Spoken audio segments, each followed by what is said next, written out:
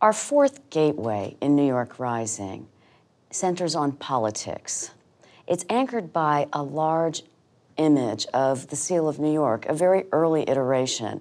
We're very interested in the iconography of this painting, the lofty female figures bespeaking the whole idea of purity and the ideals of democracy. Here, the iconography is also very unusual in that justice is not blindfolded and liberty does not have her foot on the crown. Now, this painting is set in juxtaposition to the Hamilton-Burr duel, which is so emblematic of the partisan, ugly politics of the time. Alexander Hamilton and Aaron Burr had a rivalry based on politics and banking that had festered for years, and it came to a head in 1804 in Weehawken in a duel.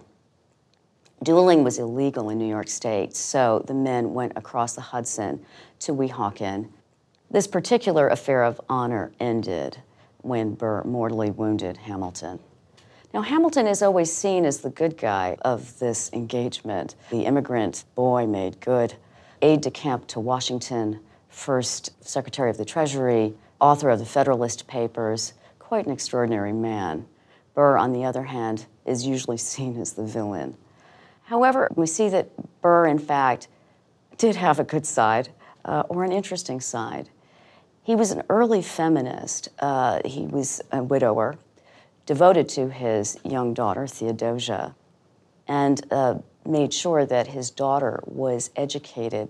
Hamilton, on the other hand, while he loved his wife very much, it was definitely a love match, somehow got embroiled in a scandalous affair with a woman named Maria Reynolds. So we're showing another side to these men and filling out the story behind the ugly partisan politics and events of the time. In the mobile app, we have several documents, audio dramatizations relating to Hamilton, Burr, and the duel itself.